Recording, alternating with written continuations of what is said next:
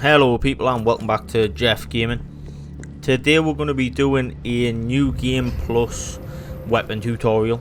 So this is basically just going to be going through which weapons you should purchase from the new game plus store or shop. So as you can see here, we're going to be starting off with the Samurai Edge. So this is actually Jill's custom pistol. You see it at the beginning of the game on our desk. I think it's one of the cheaper items from the store. I think it's I think it's like 5,500 or something like that. So very obtainable if you've played through the game just the once. I think when I finished my first playthrough, I had around 6,600. So this being in the 5,000 range, very attainable. Now this gun is fantastic. I was fully expecting it just to be a regular handgun. However, you can quite easily see it has a much higher critical hit rate. It seems to be popping heads left, right and centre. It does a lot more damage, and the reticle seems to close a lot quicker, making it better for accuracy. As you can see here, you know, the gun can only do so much when you can't aim for toffee, but in terms of the actual reticle, it does close in a lot faster. Now, I do go ahead and do a little bit of a comparison between the original pistol that you get and the Samurai Edge, and the difference is massively noticeable. Even once you get the red dot, because that's what I was initially thinking, once I had the red dot it might not be too much of a difference. However, you'll see here, even once you've got the red dot on, it's still no comparison. It's not even a close competition, if that makes sense. So when you're aiming with the Samurai Edge, it closes almost instantly. Whereas, as you can see with the original handgun, it's very slow. You know, maybe takes 1 or 2 seconds. Now, Samurai Edge, like I say, much better, perfect, closes instantly. Even when you add the red dot, or blue dot in this case, there's still a slight stutter. And as you can see, that just doesn't exist with the Samurai Edge. So, definitely a gun worth getting. Very good. But that's the first one we're starting with. That's the cheapest one. That's the one that most people are going to be able to afford. Now this one here, this is the Infinite MUP handgun. So this means that you've got unlimited ammo, no need to pick it up. You have 16 round capacity. This personally to me was a disappointment. It's around 8,000 points to purchase, so like 3,000 more than the Samurai Edge. And by the looks of it, it is just the regular handgun. The difference in power does not seem to be noticeable at all. The difference in accuracy, it does close very slightly faster than the original handgun. However, once you get the red dot for it, the original handgun then beats it. So this is definitely a gun I would stay away from.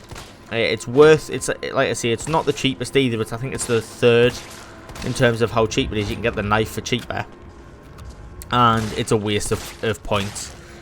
Essentially, as soon as you get the upgrades for the original handgun is better. And considering how easy it is to get the upgrades for the original handgun, I'd definitely stay away from this one. As you can see here, it's taking 4 or 5 bullets to hit them and put them down, which is the same as the regular handgun. Like I said, the only benefit to it, the obvious benefit to it, is you don't have to carry ammo. But personally, that just doesn't have the same merits as being able to 2-hit zombies with the Samurai Edge, or get the head pops a lot quicker. So as you can see here, once it's got the blue dot on, the normal gun closes just so much faster as well, and you can get the extended mag, which puts it up to 33 bullets. So now moving on to the next one, it is the Rai-Den or the Riordan. This gun is a strange one. It's fantastic, as it can one-shot every zombie, as long as you hit them in the head though. Hit them anywhere else on the body, it doesn't do any damage. Like not even a point of damage, I don't believe. And it has a little bit of a cooldown. Now, if you're just going off how fun it is to use, this wins all day, every day. It is a slow firing gun, of course. Has quite a bit of range, like you can see there. One-shots them if you hit them in the head, which the benefit of that is they're never getting up when you run past them, because it does actually pop the head. So you're not going to get bit in the legs when you're running past them, nothing like that. The issue is though, if you miss a shot, you do have to wait a couple of seconds for that to heat back up. I mean, all of these have been tested on normal on this video, so all the game what I'm playing is, or game difficulty, sorry, is normal. As you can see, I don't really run into too much of an issue. I mean, I've got 4 or 5 zombies around us, and I have the time to execute one and move on to the next one, and so on and so on. So, in terms of getting this gun, or this weapon, I definitely recommend it. And again, just having a bit of a mess about here. When you do the perfect dodge, you can then get the slow motion and it pops the heads. Obviously, it's just an enjoyable thing to use. It does cost around 12,000 though, so that is double what I got on my first playthrough. So maybe want to save up for. Now, last but not least is the hot dogger, which is essentially just a knife variant. It is considerably stronger than the knife, but personally, I don't think it was worth it. I think it's around 7,200, which is again around 2,000 more than the Samurai's Edge, which I personally think is fantastic. Definitely sort of superseded the whole of my expectations. The knife is good in some situations.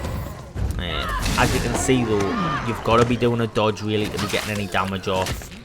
It has to be sort of in an ideal situation to get the damage off, and it just seems like it's more of a novelty than anything else. So that's the end of the video today, people. Thank you very much for watching. If you did enjoy, please feel free to leave a like and subscribe. If not, like I say, leave a comment and you can let us know what it is I should be improving on. But just essentially an overview for yourselves is, get the Samurai's Edge if you're going to be playing through the game again. It makes it a lot more fun because it is a ridiculously good gun. And if you do have some spare points sitting around, try the Rai-Den out. It is, well, it's fun, as you can see here. It's just popping heads left, right and centre, and you know, it's definitely a fun weapon to use. But yeah, thank you very much and enjoy the rest of your day.